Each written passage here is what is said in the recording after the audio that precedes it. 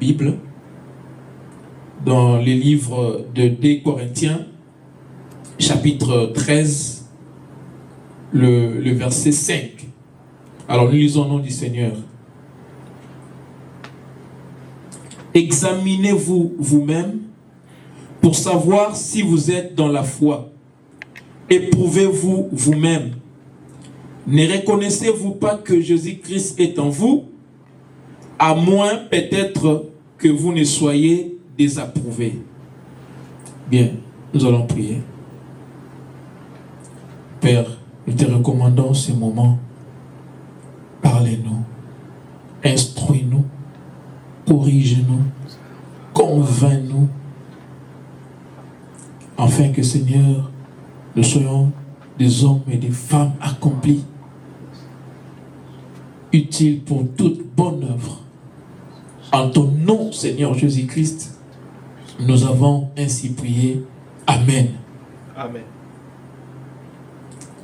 Eh bien, il y a une histoire qui nous a été relatée par un pasteur blogueur, Henri Varac, pour ne pas les citer. Alors, voici la trame de cette histoire. Alors, c'était un roi qui avait reçu la visite d'un vice-roi de notre royaume. Alors, en vue d'honorer son hôte, il va lui donner les prérogatives ou le privilège de libérer un prisonnier parmi tous les prisonniers qu'il y avait dans son royaume. Alors, le vice-roi s'est mis à réfléchir sur les critères sur lesquels il allait se baser pour libérer un prisonnier parmi tous les prisonniers qui étaient là. Alors, il s'est dit, bon, je vais parler individuellement avec chaque prisonnier. Et il s'est rendu à la prison et il s'est mis à parler individuellement avec chaque prisonnier. Maintenant, à sa grande surprise, tous les prisonniers étaient innocents. Donc, tous ne mettaient que la faute sur les autres. Donc, ils mettaient la faute sur les juges, sur l'État. Donc, tous, ils étaient victimes de l'injustice. Et sauf un seul prisonnier qui a reconnu son tort. Un seul prisonnier qui a dit que si je suis ici, je mérite d'être là. Parce que je suis misérable. Je suis misérable, je suis un meurtrier, donc je mérite d'être là. Je suis là par ma propre faute. Et je ne peux pas condamner les gens qui m'ont envoyé ici. Et le vice-roi a été frappé par la sincérité de ces prisonniers. Ces prisonniers, il a dit que non, en tout cas, je me répands. Je regrette ce que j'ai fait. Je mérite d'être ici. Et le vice-roi était tellement touché qu'il a accordé la grâce à ces prisonniers parce qu'il était repentant. Oui, parce qu'il était repentant. Tous les autres prisonniers qu'il avait interrogés ne voyaient pas leur faute.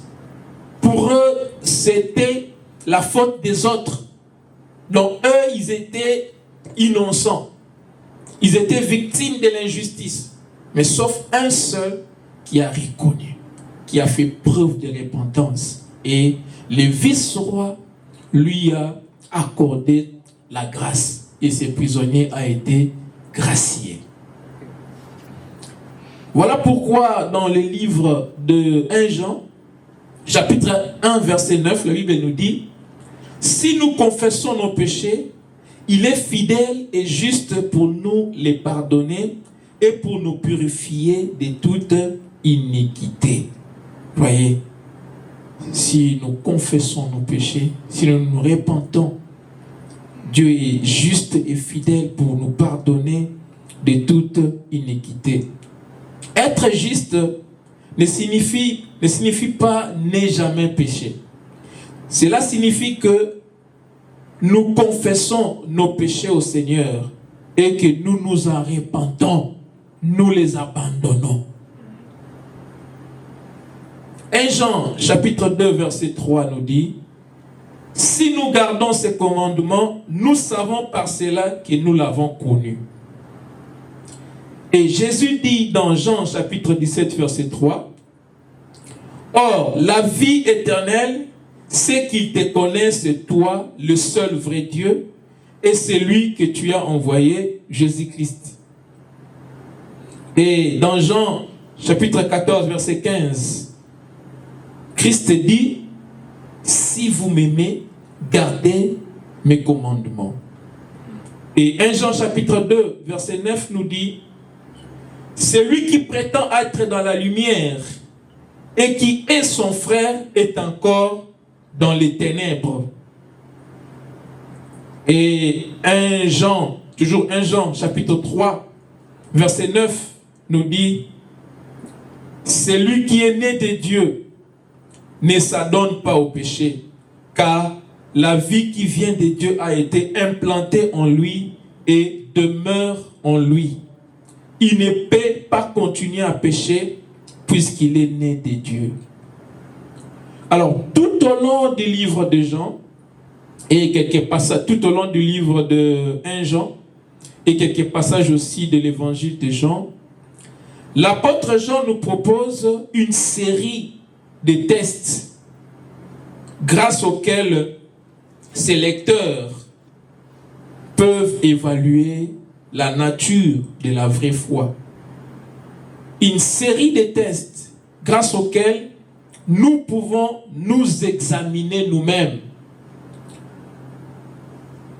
pour savoir si nous sommes dans la foi ou pas, pour savoir si nous sommes nés de nouveau ou pas.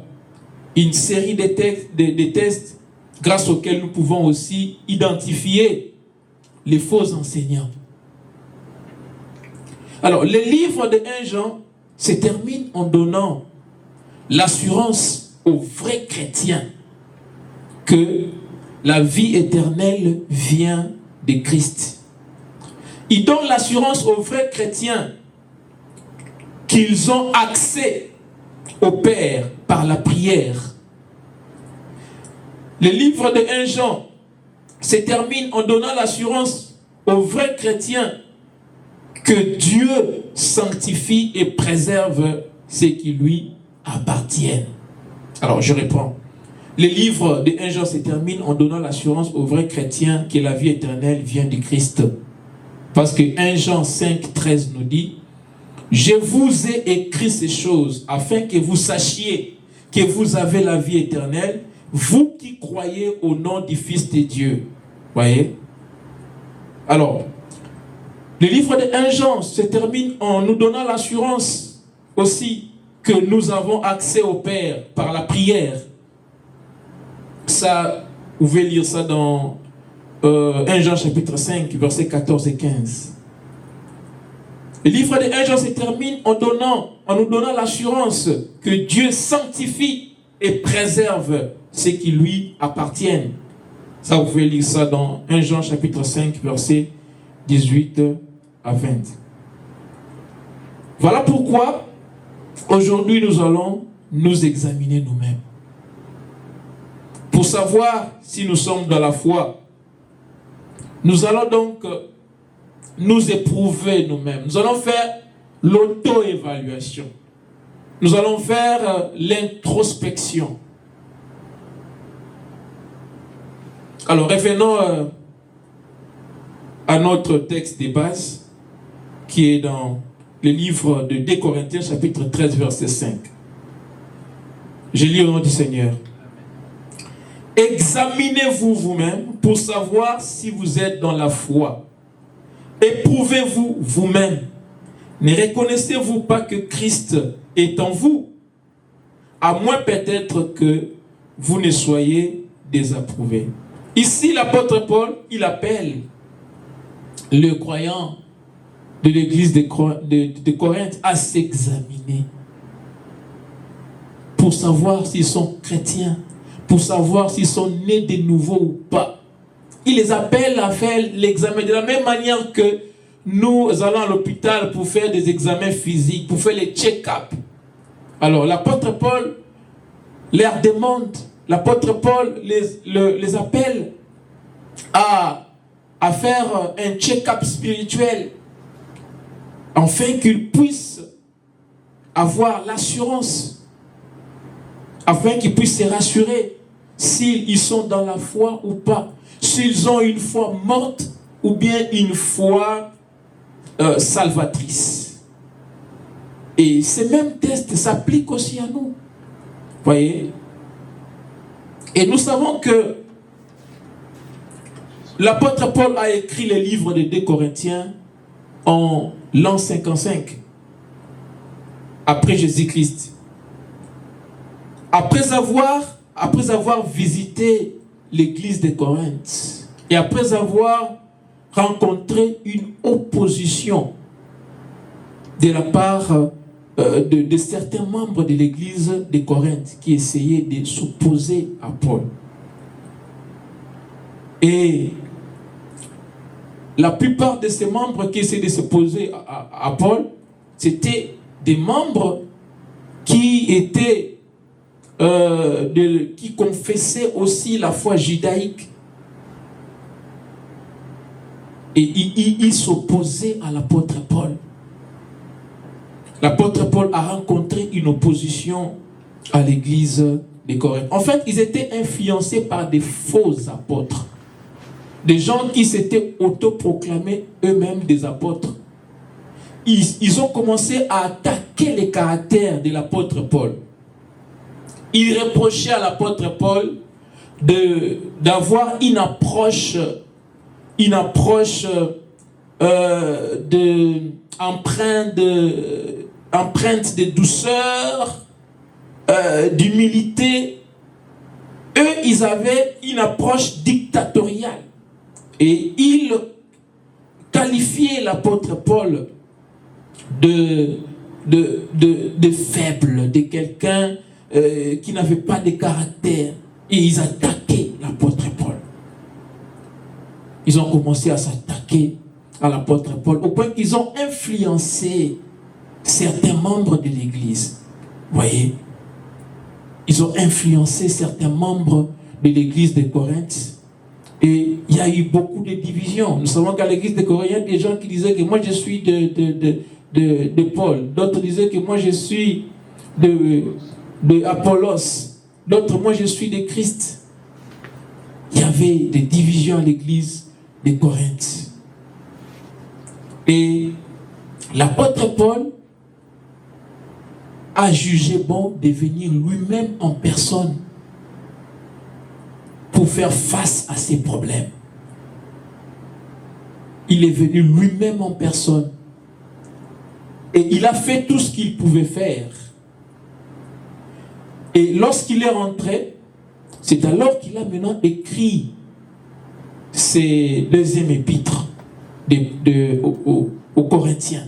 C'est alors qu'il a écrit ses deuxième épîtres afin qu'il puisse défendre son ministère, afin qu'il puisse s'attaquer aux faux enseignants qui essayaient de lui faire des reproches qu'il était faible et que son approche n'était pas une bonne approche. Il n'avait pas de caractère.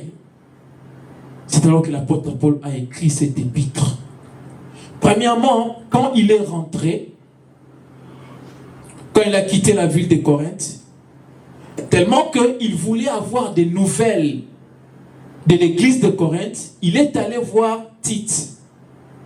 Et Tite lui a rapporté, Tite lui a annoncé une bonne nouvelle de la repentance de la majorité de chrétiens de Corinthe qui s'étaient rebellés contre lui. Et il y avait seulement une minorité qui était encore influencée par les faux prophètes. Et dans sa joie, Paul va écrire ces livres des Corinthiens. Donc, il avait l'intention de se réjouir de la repentance de la majorité des croyants de Corinthe, des croyants qui s'étaient rebellés contre lui. Et ensuite, il a aussi essayé de les avertir contre les faux prophètes. Et il a défendu son ministère pour rétablir sa réputation et son autorité. Voilà qu'il va maintenant leur dire, examinez-vous. Au lieu de me critiquer que mon ministère n'est pas un ministère puissant, au lieu de dire que je n'ai pas une force de caractère, j'ai une approche très douce, j'ai une approche empreinte de beaucoup de douceur, d'humilité, et que vous avez une approche dictatoriale, une approche sévère.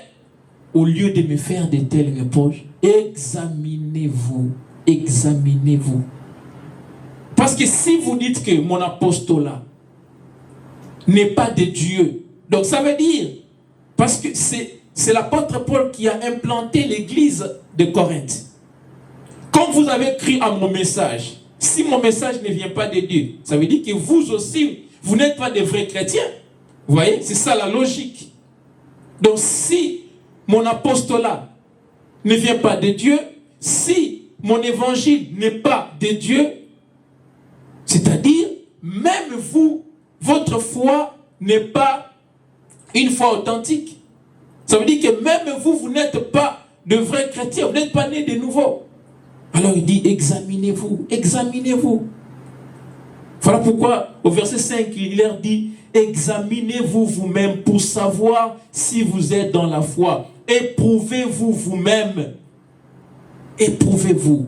Parce que la tension qu'il y avait dans l'église de Corinthe s'est transformée même dans des attaques publiques et personnelles. Et voilà pourquoi l'apôtre Paul a été obligé d'intervenir en venant lui-même. Et lorsqu'il est rentré, en cherchant à avoir des nouvelles, Tite lui a donné des bonnes nouvelles et il a écrit maintenant cette épître aux Corinthiens. Alors cette épître nous montre le cœur d'un berger attentionné.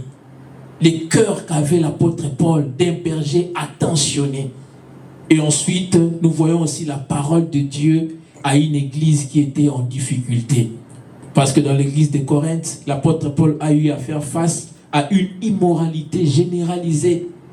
Il a eu à faire face à la division qui régnait au sein de l'église. Voyez. Et lorsqu'il a rencontré Tite, il a eu de bonnes nouvelles. Il a écrit cette lettre. Et il va maintenant leur dire que non, je vais venir pour la 3e fois. Maintenant, en venant, je ne veux pas épargner. Je vais agir comme vous m'avez traité de faible. Je vais utiliser la rigueur de la parole de Dieu. Vous voyez? C'est pour cela au verset 2, il dit, lorsque j'étais présent pour la 2e fois, j'ai déjà dit et aujourd'hui je suis absent. J'ai dit encore d'avance à ceux qui ont péché précédemment et à tous les autres que si je retourne chez vous, je n'userai d'aucun ménagement. Vous voyez? D'aucun ménagement. Puisque vous cherchez une preuve que Christ parle à moi, lui qui n'est pas faible à votre égard, mais qui est puissant parmi vous. Il dit, puisque vous cherchez une preuve que Christ parle en moi, je ne ménagerai personne. Il a dit, quand je vais venir pour la 3e fois, je ne ménagerai personne. Vous voyez? Et lorsque l'apôtre Paul est arrivé pour la 3e fois, Il a affronté et dénoncé publiquement leur comportement. Il a exercé la discipline de l'Église en les convoquant devant les dirigeants de l'Église. Et il a excommunié même certains. Vous voyez? Parce que l'Église ne doit pas être trop laxiste et trop sévère. Mais l'Église doit avoir le juste milieu. Ne pas être trop laxiste, ne pas être trop sévère. La discipline dans l'Église, ce n'est pas pour se venger. Mais la discipline dans l'Église a pour but la correction. Ça n'a pas pour but la vengeance, mais ça a pour but la correction. Voilà pourquoi l'apôtre Paul les avait avertis. Que quand je vais venir pour la 3e fois, je ne vais épargner personne. Je ne vais pas me venger, mais je vais corriger conformément à la parole de Dieu. Je vais entrer en guerre avec tous ceux qui s'opposent à la parole de Dieu. L'apôtre Paul n'a pas promis d'entrer en guerre avec tous ceux qui s'opposent à sa personne, avec tous ceux qui le minimisent, envers tous ceux qui le critiquent, mais il a promis d'entrer en guerre avec tous ceux qui s'opposent à la parole de Dieu. La discipline à l'Église, ce n'est pas pour la vengeance, ce n'est pas pour se venger. L'apôtre Paul n'a pas cherché à se venger, mais c'était pour corriger. C'était pour corriger. Vous voyez? Tout ce que nous devons faire, ça doit être fait par amour. Donc la discipline dans l'Église, ça doit être pour corriger, ça doit être pour retourner, remettre sur le droit chemin. Parce qu'une Église efficace doit avoir une discipline dans son sein, doit être en mesure de discipliner les gens qui se méconduisent. Vous voyez, on ne doit pas être laxiste, on ne doit pas être trop laxiste et trop sévère. Mais nous devons, une Église efficace doit exercer la discipline pour restaurer les personnes corrigées. Et lorsque une personne corrigée se répand, il doit être restauré. Alors c'est ce que l'apôtre Paul cherchait à faire en tant que bon berger, en tant qu'un berger qui avait un cœur attentionné. Il voulait voir la croissance. Il voulait voir les chrétiens de Corinthe devenir des adultes mûrs. Des adultes mûrs. C'était ça son souci. Vu qu'il faisait preuve d'immaturité, il voulait qu'ils deviennent des adultes mûrs. Il ne voulait pas qu'ils restent des bébés. Voilà pourquoi il a dit, s'il faut appliquer maintenant la rigueur de la parole, je vais l'appliquer. Je vais l'appliquer. Mais il ne le faisait pas pour défendre sa propre personne, mais il le faisait pour défendre la parole de Dieu. Il le faisait pour le bien de chrétiens de Corinthe, parce qu'il voulait qu'ils soient mûrs. Il voulait qu'ils soient mûrs.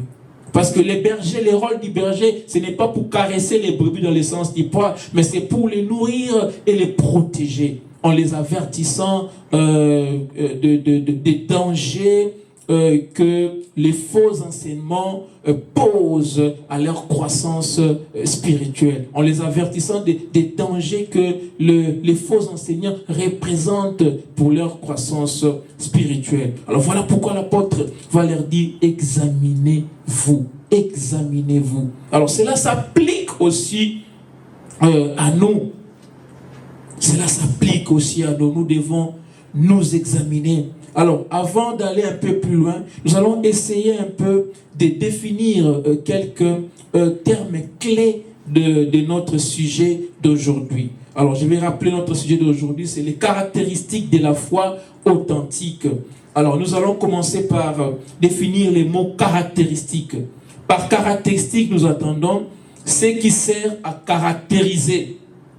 Caractériser signifie quoi? Caractériser signifie distinguer, marquer, montrer, qualifier, singulariser, différencier. Alors, la foi, nous avons la définition dans les livres des Hébreux, chapitre 11, verset 1. Nous savons que la foi est une ferme assurance des choses qu'on espère et une démonstration de celles qu'on ne voit pas.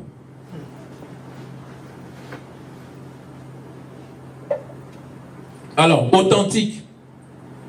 Authentique signifie indéniable, réel, véridique, véritable, vrai. Alors, dans les sermons sur la montagne, Jésus dit, si votre justice ne surpasse celle des scribes et des pharisiens, vous n'entrerez point dans le royaume des cieux. Les scribes et les pharisiens allaient régulièrement au temple. Ils donnaient la dîme, ils jeûnaient, ils priaient constamment. Mais Jésus n'était pas impressionné par leur performance religieuse. Il a dit, nul n'entrerait dans son royaume si sa justice ne surpassait pas celle des scribes et des pharisiens. La justice, ça veut dire vivre selon les standards de Dieu et ce qui nous met à part en tant qu'enfants de Dieu. Et quelle est cette justice dont Jésus parle? C'est la justice dont Jésus revêt tous ceux qui croient en lui. Jésus nous a revêtus de sa justice, de sa robe de justice. C'est ça la justice qui dépasse celle des pharisiens. La justice qui vient de Jésus. La Bible dit que lui qui n'a point péché, il est devenu péché, afin que nous devenions en lui justice de Dieu. Par la foi en Jésus, nous sommes devenus justice de Dieu. Donc Jésus-Christ nous a revêtus de sa justice. Et c'est ça la justice qui sauve. Aux yeux de Dieu, nous sommes justes. Ce n'est pas en faisant des prouesses religieuses. Vous voyez? Voilà pourquoi Tite 1,16 nous dit, ils font profession de connaître Dieu, mais ils les renient par leurs œuvres, étant abominables, rebelles et incapables d'aucune bonne œuvre. Vous voyez, les pharisiens, ils faisaient profession de connaître Dieu, mais ils les reniaient. Ils reniaient Dieu par leurs œuvres. Ils reniaient Dieu. Ils n'ont pas impressionné Jésus. J'y arrive, voilà. N'allons pas impressionner Jésus par nos performances religieuses, par nos prouesses religieuses. Ce n'est pas par ça que nous allons impressionner Jésus. Les pharisiens, ils n'ont pas impressionné Jésus. Ils donnaient la dîme, ils faisaient de longues prières. Mais Jésus qui voit les cœurs, il a dit que si votre justice ne dépasse pas celle des pharisiens, vous n'entrerez pas. Alors la justice qui dépasse celle des pharisiens, c'est la justice qui vient de Dieu. Que Dieu donne comme cadeau, don, que Dieu nous donne gratuitement à ceux qui croient en lui. Les pharisiens, eux, ils avaient leur propre justice. Ils se considéraient comme justes. Ils regardaient les autres avec mépris. Leur justice était extérieure, basée sur les œuvres extérieures de la loi. Alors que les œuvres de la loi ne sont pas seulement les œuvres extérieures, il y a aussi des œuvres intérieures. Mais eux, ils prêtaient attention aux œuvres extérieures de la loi.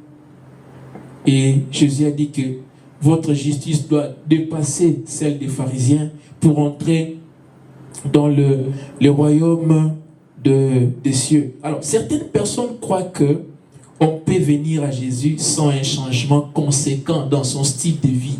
C'est pas possible. On ne peut pas venir en Jésus sans un changement conséquent dans son style de vie. On ne doit pas faire semblant de soigner seulement l'extérieur et alors qu'à l'intérieur, il n'y a pas eu une transformation. C'est pas possible. Là, vous êtes comme des scribes et des pharisiens. Et cette justice-là ne va pas vous sauver. Voyez, nous ne pouvons pas nous imaginer qu'on peut venir en Jésus sans un changement dans notre style de vie. Non.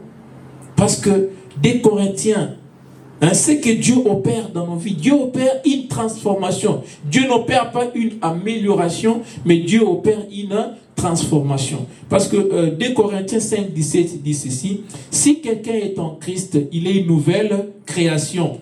Les choses anciennes sont passées, voici toutes choses sont devenues nouvelles. Voyez, toutes choses sont devenues nouvelles. Alors par là, nous comprenons que il y a des caractères qui n'éprouvent ni ne réfutent la foi. Il y a des caractères que les gens peuvent faire montre.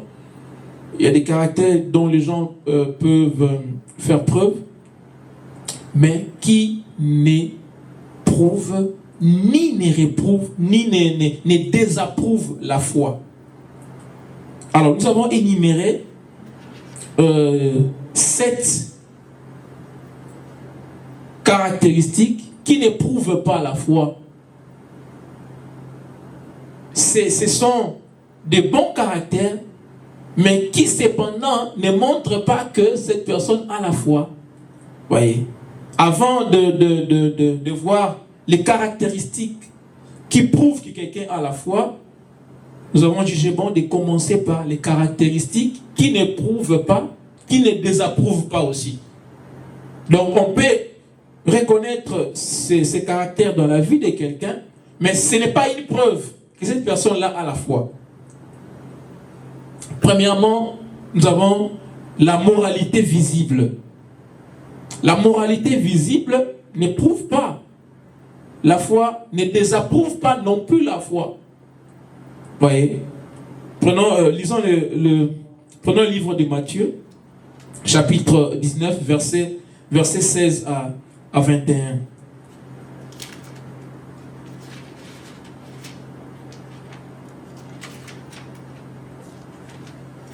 Matthieu chapitre 19, verset 16 à 21. Je lis au nom du Seigneur. Et voici un homme s'approcha et dit à Jésus: Maître, que dois-je faire de bon pour avoir la vie éternelle? Il lui répondit: Pourquoi m'interroges-tu sur ce qui est bon? Un seul est bon. Si tu veux entrer dans la vie, observe les commandements. Lesquels? Il lui dit, lesquels lui dit-il? Et Jésus répondit: Tu ne tueras point, tu ne commettras point d'adultère, tu ne déroberas point, tu ne diras point de faux témoignages, honore ton père et ta mère, et tu aimeras ton prochain comme toi-même. Le jeune homme lui dit: J'ai observé toutes ces choses. Que me manque-t-il encore? Jésus lui dit: Si tu veux être parfait, va, vends ce que tu possèdes, donne-le aux pauvres, et tu auras un trésor dans les ciels. Puis viens et suis-moi. Vous voyez? Ce jeune homme avait une moralité visible. Il est venu même pour tester Jésus. Il était tellement fier de lui, de par son éducation, de par sa moralité, et il est venu pour tester Jésus. Jésus ne l'a pas contredit, hein, quand il dit que, ici il a dit, tu aimeras ton prochain comme toi-même. Le jeune homme lui dit: j'ai observé toutes ces choses. Que me manque-t-il encore? Quand il a dit que j'ai observé toutes ces choses, Jésus ne l'a pas contredit. Voyez? Donc il a observé toutes ces lois,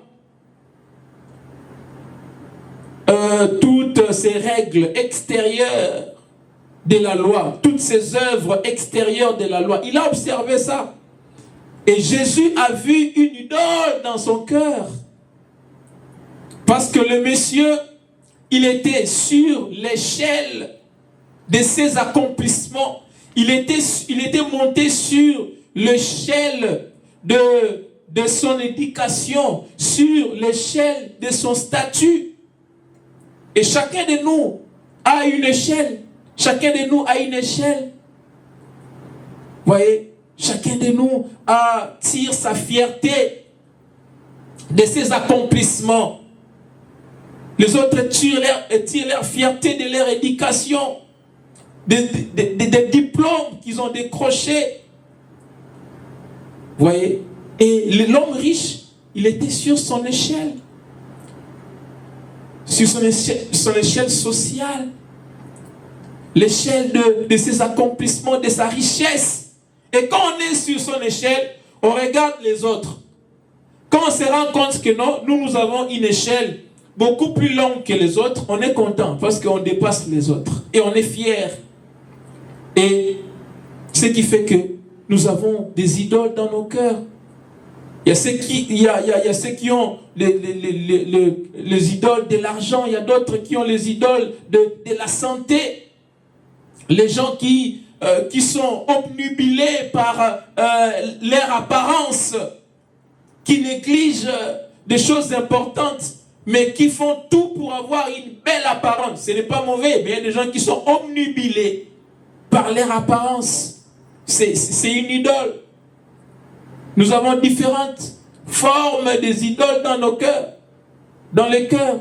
Et ce jeune homme riche, Jésus a vu l'idole. C'était sa possession, ses possessions, c'était sa richesse. C'est pourquoi lorsque Dieu appelle quelqu'un à la foi, parfois il permet que des épreuves passent dans la vie de quelqu'un et que cette personne puisse perdre tout ce qu'il avait, afin que la personne puisse placer sa confiance maintenant en Dieu. Parce que Jésus, il voit les idoles qui sont dans nos cœurs.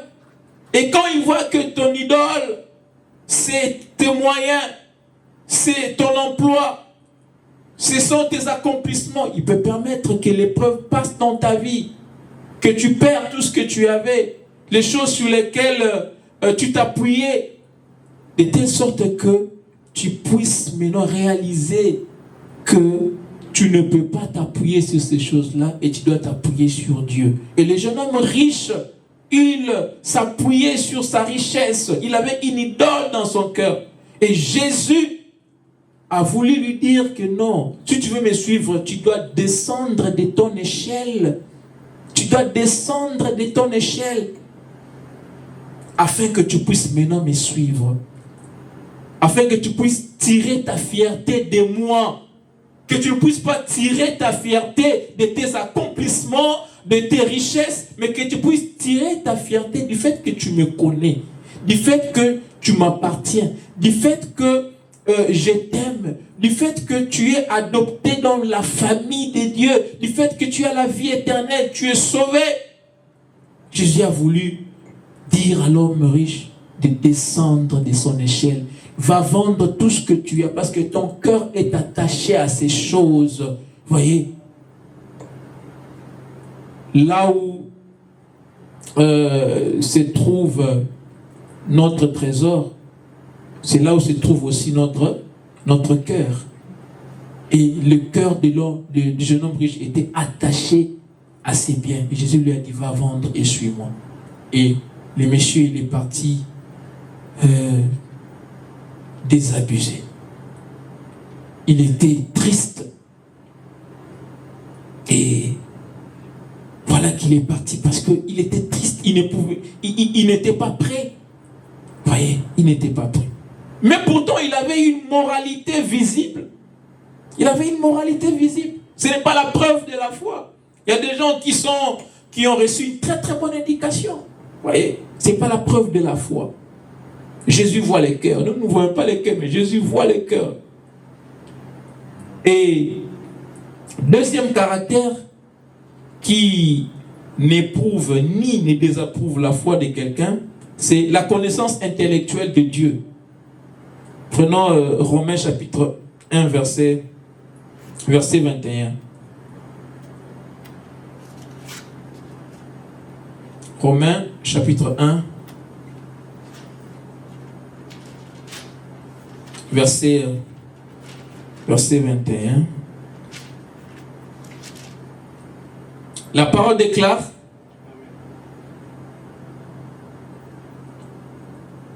car ayant connu Dieu, ils ne l'ont point glorifié comme Dieu, et ne lui ont point rendu grâce.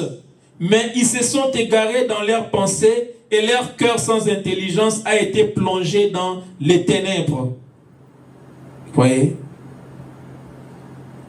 Dieu s'est révélé aux hommes de deux manières. Il y a la révélation générale par la nature, il y a la révélation spéciale par la parole écrite, par la Bible. Et les hommes n'ont pas d'excuses. Il y a des gens qui disent que maintenant les gens qui n'ont pas connu Jésus, comment est-ce qu'ils seront jugés? Jésus-Christ est venu dans un monde qui était déjà condamné. Parce que Dieu leur a donné la révélation générale. C'était suffisant pour qu'ils reconnaissent Dieu. Et dans le cœur de l'homme, dans l'homme, il y a la conscience. Il y a la loi de Dieu qui est écrite. Comment est-ce que l'homme, dans toutes les cultures du monde, il y a une connaissance instinctive du bien et du mal, n'est-ce pas? Les meurtres dans toutes les sociétés du monde, c'est condamnable, c'est punissable. Comment les hommes savent cela? Les vols, voyez, c'est punissable. Et l'honnêteté, c'est quelque chose que toutes les sociétés de la terre valorisent. La loi est écrite dans nos cœurs. Et ça, c'est suffisant pour qu'ils connaissent Dieu. Et ceux qui ont péché avec la loi seront aussi jugés par la loi. Donc, ceux qui ont péché sans la loi, ils ont eu la connaissance générale de Dieu par la nature, par la conscience, par la loi de Dieu qui est écrite dans les cœurs. Ils ont eu la connaissance de Dieu. Ils ont eu la connaissance de Dieu. Et malgré ça, ils ont refusé d'honorer Dieu.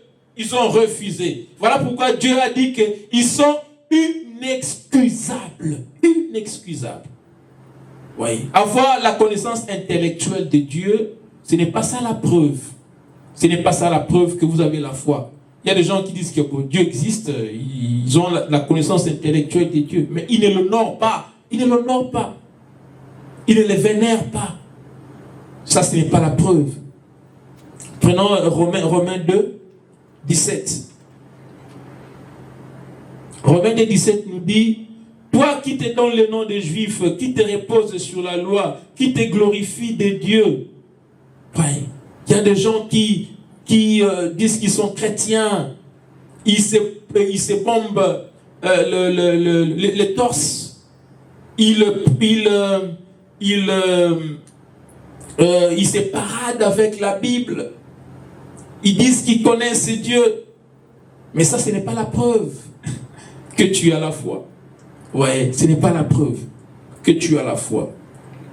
Avoir la connaissance intellectuelle de Dieu, ce n'est pas la preuve que tu as une foi salvatrice. Alors, 3, l'engagement religieux. L'engagement religieux. Il y a des gens qui sont très engagés. Mais ce n'est pas la preuve. Des gens qui font même des miracles. Lisons, je vous épargne de la lecture, Matthieu chapitre 25, 1 à 10. Et vous allez même lire à la maison. Alors ici, le Seigneur nous parle, essayons de lire même le premier verset. Matthieu chapitre 25.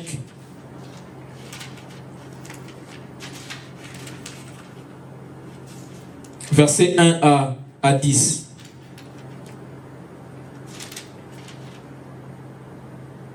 Voilà. Parabole des 10 vierges. Alors le royaume des cieux sera semblable à 10 vierges qui, ayant pris leur lampe, allèrent à la rencontre de l'époux. Si on parle de 10 vierges, parmi les 10, il y avait 5 qui ont qui avaient gardé l'huile, qui avaient gardé l'huile dans leur lampe, et les 5 autres qui avaient négligé. Donc, ça veut dire les 5, ils avaient maintenu la communion avec le Saint-Esprit, et d'autres n'avaient pas de communion avec le Saint-Esprit.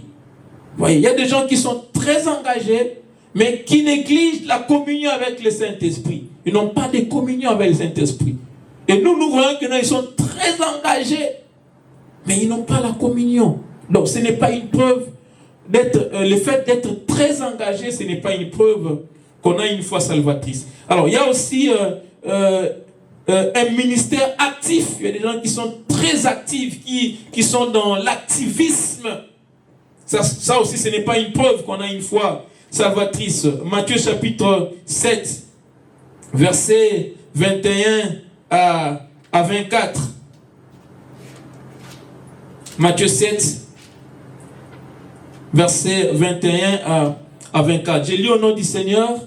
La parole déclare: ceux qui me disent Seigneur, Seigneur, n'entreront pas tous dans le royaume des cieux, mais seulement celui qui fait la volonté de mon Père qui est dans le ciel. Plusieurs me diront en ces jours-là: Seigneur, Seigneur, n'avons-nous pas prophétisé par ton nom? N'avons-nous pas chassé des démons par ton nom? Et n'avons-nous pas fait beaucoup de miracles par ton nom? Alors je leur dirai ouvertement: je ne vous ai jamais connu, retirez-vous de moi, vous qui commettez l'iniquité. C'est pourquoi quiconque entend ces paroles que j'ai dit et les met en pratique sera semblable à un homme prudent qui a bâti sa maison sur les rocs. Oui. Beaucoup vont dire: Seigneur, on a fait des miracles en ton nom. Il va dire: je ne vous ai jamais connu. Oui. Donc avoir un ministère actif, être dans l'activisme n'est pas une preuve. Alors il y a encore un 5e élément, c'est la conviction du péché. Être convaincu du péché, ce n'est pas aussi une preuve. Prenons Acte 24-25. Acte chapitre 24, le verset 25. Parce que vous pouvez avoir une conviction de péché, mais sans vous repentir. Quelqu'un peut être très convaincu du péché, et ça produit, mais c'est ce qui produit même la culpabilité. Est-ce que toutes les personnes qui se sentent coupables se repentent? Non. On peut se sentir coupable, mais sans se repentir. Se repentir, ça signifie quoi? Se repentir signifie enlever la confiance aux choses sur lesquelles tu t'es basé autrefois. Maintenant, placer cette confiance-là en Jésus. C'est ça la repentance. Donc, tu enlèves ta confiance sur des choses que tu considérais vraies autrefois.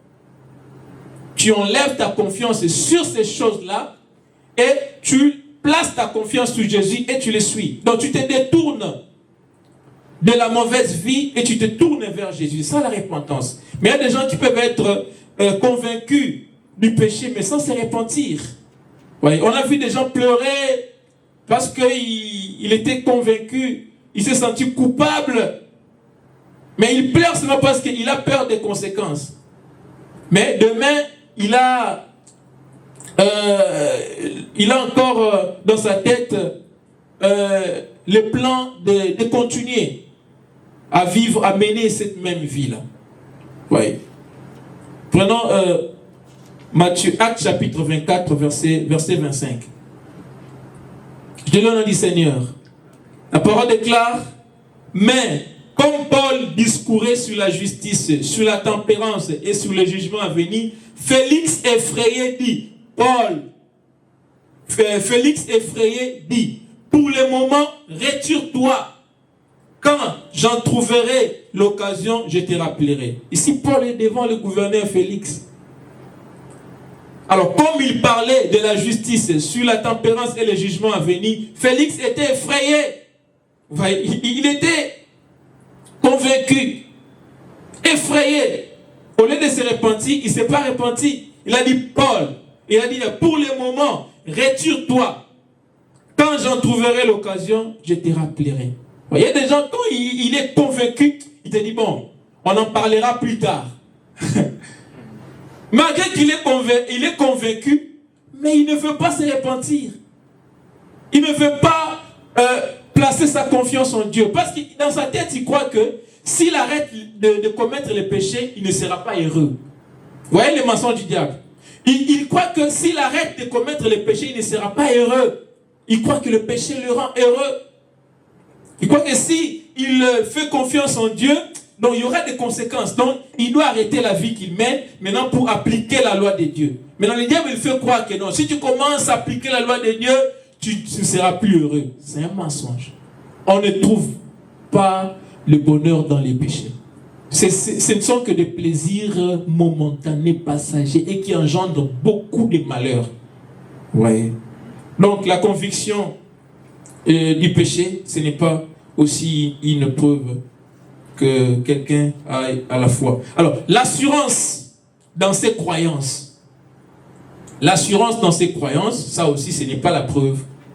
Matthieu chapitre 23, verset 1 à 15. Matthieu 23. L'assurance dans ses croyances. Matthieu 23, verset 1 à 15. Alors ici, on nous parle de scribes. Hein, Jésus est en train de condamner les scribes et les pharisiens. Les scribes et les pharisiens, ils avaient l'assurance. Ils se croyaient qu'ils étaient sur la bonne voie. Vous voyez, ils se bombaient les torses que nous sommes des fils d'Abraham. Jésus-Christ a dit que vous êtes des enfants du diable. Parce que vous faites les œuvres de votre Père. Ils avaient l'assurance dans leur croyance. Il y a des témoins de Jéhovah aujourd'hui. Ils ont l'assurance qu'ils sont dans le vrai.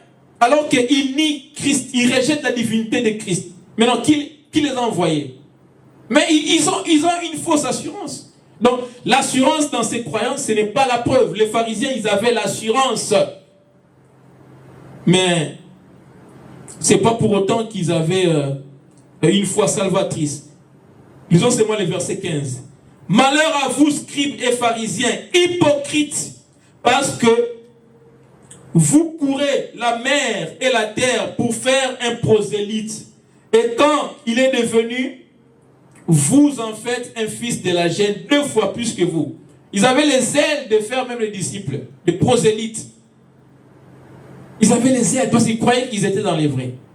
Alors que, donc l'assurance dans ces croyances, ce n'est pas la preuve. Alors, 7e et dernier point, c'est prendre une décision de recevoir Jésus. C'est rendre dans une salle de cure d'âme ou lire un tract sur la façon d'accepter Christ ne constitue pas un critère biblique du salut. Prendre la décision de recevoir Jésus, ce n'est pas un critère biblique du salut. Vous pouvez amener les gens par la manipulation à prendre la décision. Prends la décision, répète, ce n'est pas ça. Le salut, la nouvelle naissance, c'est une œuvre accomplie par Dieu. C'est Dieu qui ressuscite quelqu'un de la mort spirituelle afin que cette personne ait les yeux pour voir, les oreilles pour entendre, afin qu'il puisse croire à la parole de Dieu et se repentir. Si Dieu n'a pas fait ça, même si vous amenez les gens par la manipulation à prendre la décision de recevoir le Seigneur Jésus, en tout cas, c'est sans effet. Vous voyez, il y a une étude qui a été faite. Il y a une étude qui a été faite ici aux États-Unis sur les gens qu'on appelle dans des croisades. C'est les gens qu'on appelle devant pour leur faire recevoir le Seigneur Jésus. Les gens ont mené une étude. Ils sont allés, ils ont suivi ces gens-là. Qu'est-ce qu'ils ont constaté? Ils ont constaté que 80% de ces gens qui passent devant où on a reçu Jésus, ils rentrent dans le monde. Ils ne sont pas convertis. Seulement 20% des gens qui passent devant sont convertis. Vous voyez? Donc ça veut dire que ce n'est pas une œuvre humaine. Ce n'est pas... Quand quelqu'un est converti, quand quelqu'un a été ramené à la vie par Dieu, que tu lances un appel ou pas, cette personne sera convertie. Et lui-même va d'ailleurs venir. C'était le cas pour nous. On ne nous a pas demandé de passer devant. Dieu a éclairé sa lumière dans nos cœurs. Et on a été touchés, on s'est mis à pleurer. Et après, on est allé voir les pasteurs pour parler avec lui.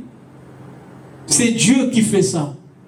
C'est Dieu. Ce n'est pas que quand tu lis un tract sur comment recevoir le Seigneur Jésus et tu dis que là, il est sauvé.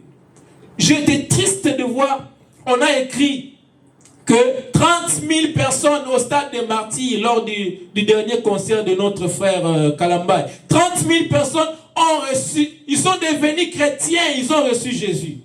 Mais ça, c'est du n'importe quoi.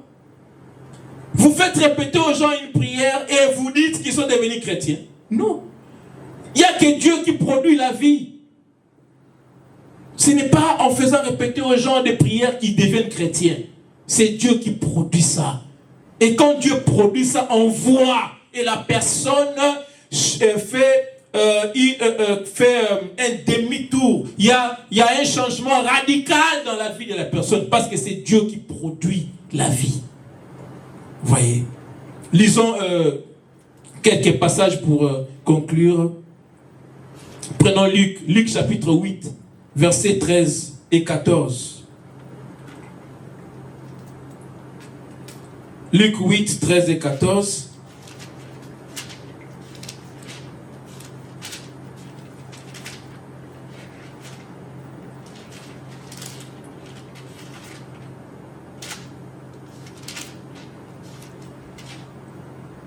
Eh bien, la parole déclare: ceux qui sont sur les rocs, ce sont ceux qui, lorsqu'ils entendent la parole, la reçoivent avec joie, mais ils n'ont point de racines. Ils croient pour un temps et ils succombent au moment de la tentation. Voyez? Ce qui est tombé parmi les épines, ce sont ceux qui, ayant entendu la parole, s'en vont et la laissent étouffer par les soucis, les richesses, les plaisirs de la vie, et ils ne portent point de fruits qui viennent à la maturité. Il y a des gens qui donnent des réponses émotionnelles, mais ils n'ont pas, leur esprit n'a pas été réveillé par Dieu. Et lorsqu'ils s'en vont, ils rentrent dans les mondes. Voyez. Et lisons Actes chapitre 13, verset 48. Acte 13, verset 48.